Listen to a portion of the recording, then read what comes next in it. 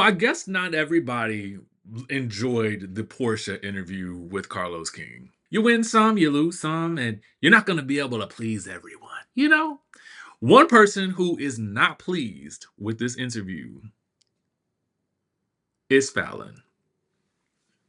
Now, for those of you guys who have been living under a rock, Fallon is basically the person who was with Simon before Porsha. Porsha actually introduced Fallon on the Real Housewives of Atlanta. And therefore, we end up meeting Simon, who was then Fallon's husband. Now, that whole situation disintegrated. And then Portia emerged with Simon as the new heir apparent. And Fallon went about her way with her man, Jalen. All's well that ends well, right? Well, maybe not, particularly after this interview with Carlos King. Portia did a very candid sit down with Carlos where she talked about everything from the marriage to the divorce to the businesses to Real Housewives of Atlanta, season 17. And yeah, so Fallon basically says, I respect that this hoe gonna die a liar. Okay.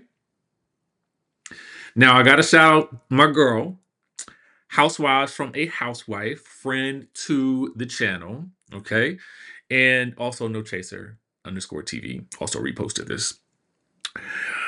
So Fallon was responding in the comments to Portia Williams' statements made on Carlos King's exclusive interview. Okay. So she says this, I know you effing lying. See, I was okay with never speaking on the situation again, but as long as a 265 is out here doing interviews, taking accountability and acting as Captain Save-A-Ho with Carlos King, F it, time to blow the dust off these receipts so that everyone can take real accountability and this ish can finally be done.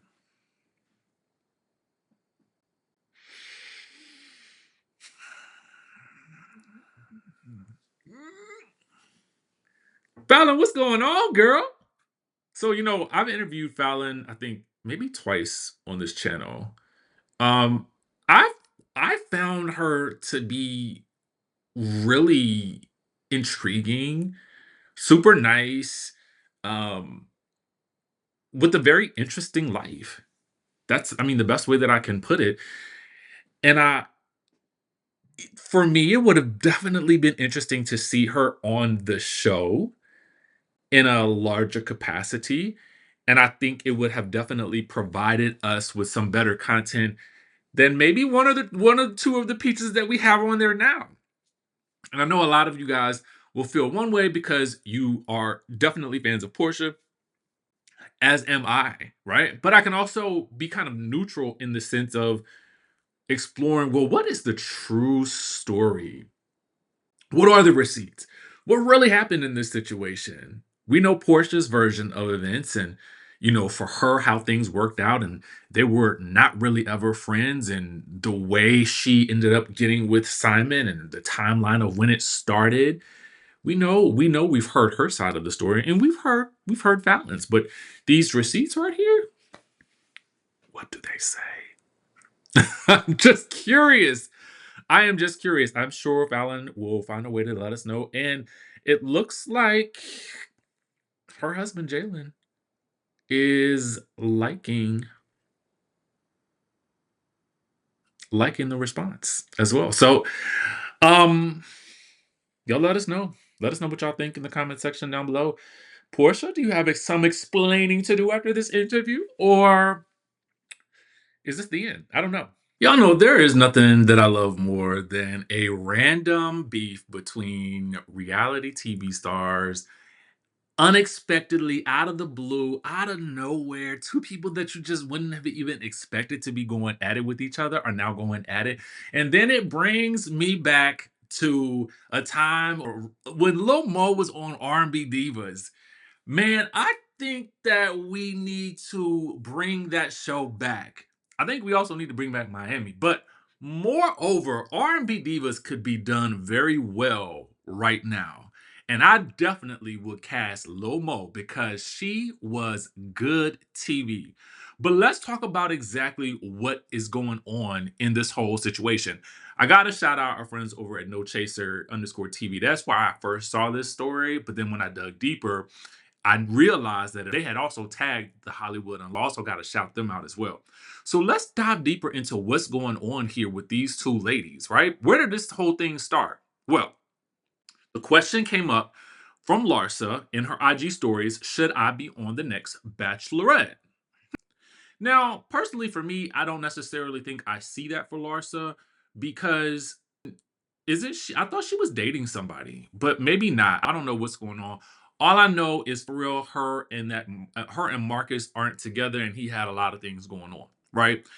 I don't see this for Larsa. I definitely could see her on maybe House of Villains or something like that.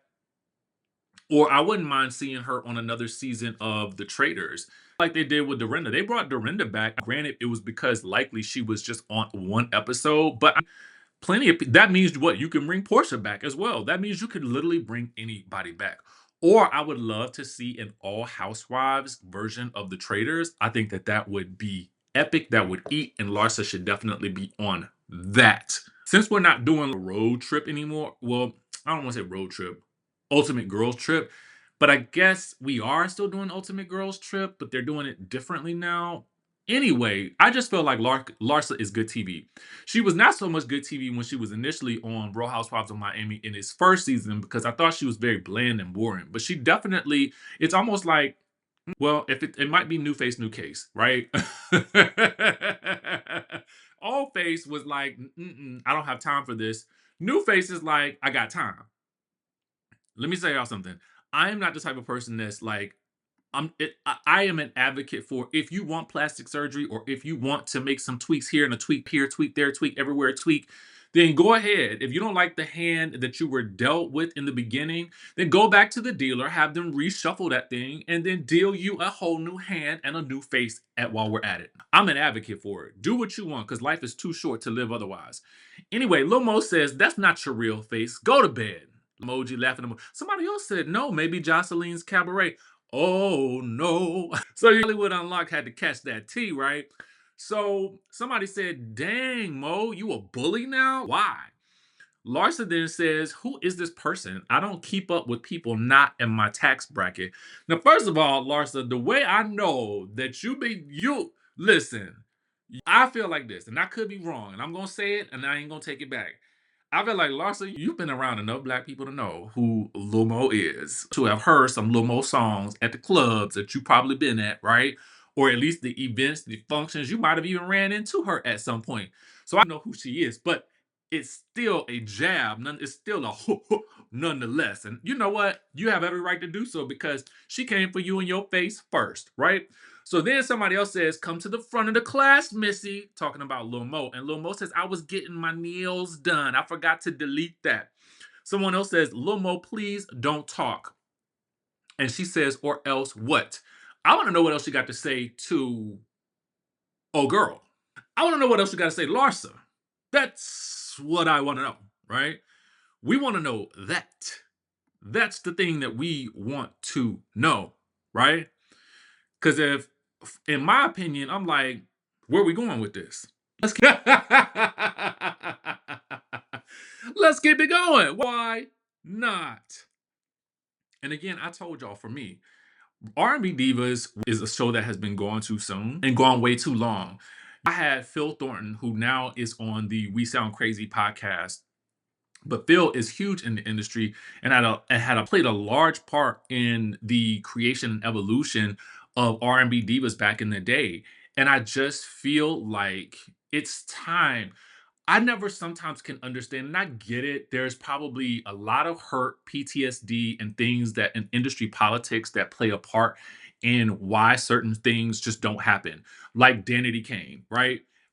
And for Nikki Gilbert, I understand that she has been through a lot in this industry. And sometimes I want to say we all have. There are so many L's that I take behind the scenes with so much that I just don't even share because it's not worth it. I just keep it moving. I really do. But I'm not saying that everybody has to react the same way because everybody's circumstances are different.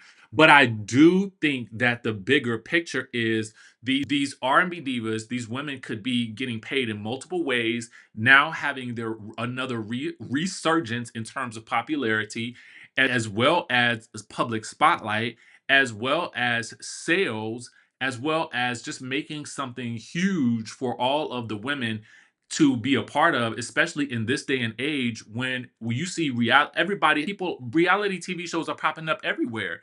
People who are not necessarily celebrities, who are everyday people like us, are putting reality TV shows out. I did a whole interview with a young lady who in Charlotte put together an entire reality TV show on her own. Well, with the help of obviously the men around her, but because it's focused on the men, right? So it's called the Kings of the Queen City.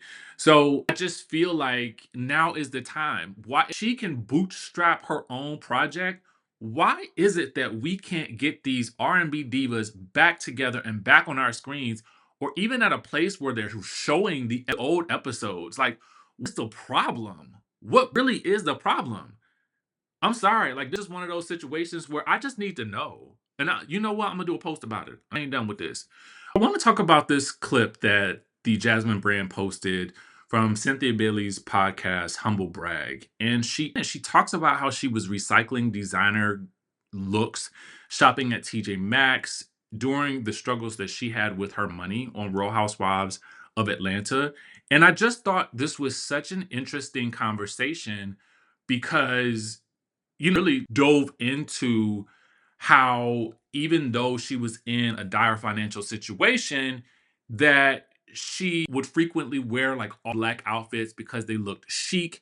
They helped her stretch her wardrobe while she was still kind of high fashion, polished looks on screen. I'm always the type of person that has, oh, well, I believe this. I believe specifically for those of us, and I was about to say specifically for those of us who work in entertainment, but I just think that this extends beyond that. As a life lesson, I always feel like that you don't have to look like what you're going through. And I am also of the mindset that personal style is it goes far beyond the labels that you see a lot of people wear, a lot of the items that people I feel like sometimes infuse into their wardrobe to make it seem as though they are, sometimes that's a status symbol, and I get that. And I don't think that there's anything wrong with having those labels, but I do think that there is something to be said for personal style on a basic level. I've often talked about how, some instances you can show up in like a white t-shirt or a black t-shirt, some jeans, and for guys, it's all about your accessories. It's all about your watch. You have a nice fitted hat, your sunglasses or your shades, your glasses, the shoes that you're wearing. It could be, all in those details or the bracelets. Women, it's the same thing. The earrings, the necklace, right? The way that you put the look together, right? Is it a V-neck white t-shirt? Or is it a fitted? Is it something more loose and casual with it kind of in the front with some baggier jeans or some slim jeans, some heels? Like, would you put that together? That to me is much more interesting. And I love that she talked about this. But there's something that she says that I think is so interesting that I want to play for you guys, that I just wonder, she's speaking about a specific person in a very specific way. Thing, like tomorrow. Let me continue to ball out. You're not gonna see me. What I'm not gonna do is be saying that I'm filing bankruptcy or my house, and I'm like up on a like somewhere in the south of France tomorrow. Let me continue to ball out. Let me. So when she mentioned the bankruptcy part and losing the house, it just kind of me wonder, like, she's sort of about Pinky. And if you guys listen to the What Else Is Going On podcast this week, I was there with Taria, and it's on YouTube, so I'll tag it in the description as well. And Taria and brought up this interesting point about Pinky, about how she said that something to the effect that she could her butt with the $90,000 lawsuit or whatever like that. But you are currently owing $5 million and thinking, well, about to file for bankruptcy. It just made me wonder if Cynthia like have been channeling a little bit the direction of Pinky with that statement. I haven't listened to the entire podcast, but it just made me think about that. Like one of the things that I think that Pinky did that was interesting was, and I think I see what she's doing now on her leisure and educating people about finances, which I think is great. She's doing it on a very elementary level. But I think on the show, there are times when it almost feels like you did the skit about what people think bankruptcy looks like, and it was of her having to leave her home. But then about a week or so later, there was an where the creditors were trying to take one of her homes. And obviously it didn't work at the end of the day, thank God, but it just brought to mind like the way sometimes I feel like Pinky speaks is in qualifications. Like bankruptcy, but still got that guap. The discussion should be this: I am going through a situation, but I am still a millionaire in my mind. And I will get back to where I need to be, but I'm just going through some things right now because I feel like if you're saying that you can wipe your butt with $90,000, then the people who might be listening to that might be your creditors, and they might be thinking, well, girl, if you got it like that, then okay, let us roll up the Charmin. Let's get to it. Like, get to wiping the booty, right? I mean, right? Maybe, perchance. I don't know. Okay. Anyway, let me know what you think. I did think this was such an interesting listen. I now want to go and listen to the entire podcast. I like Cynthia in this role. I also like Crystal a lot better in this role because it interesting. She seems so much more relaxed and maybe more of herself than what I think we got on Real Housewives of Beverly Hills. And so I think that often happens when some of the ladies transition into podcasting because it does give you a broader opportunity, like even Robin, to know them on a way that feels maybe for them less pressure, right? Um, I can also tell you from my own personal experience, the longer you do this, the more extremely comfortable you become with just talking and just, into a subject. A lot of times people who are new here for my channel will to themselves, well, why isn't this just about the tea? Just give me, I just want the tea. And I'm like, well, this ain't TikTok, first of all. Number one, let's dive into that. And that's no shade to TikTok, but I don't want to just do that. I want to dive deep into the nooks and crannies of topics because I really want to. I like number one, I like to talk. Okay, that's number one.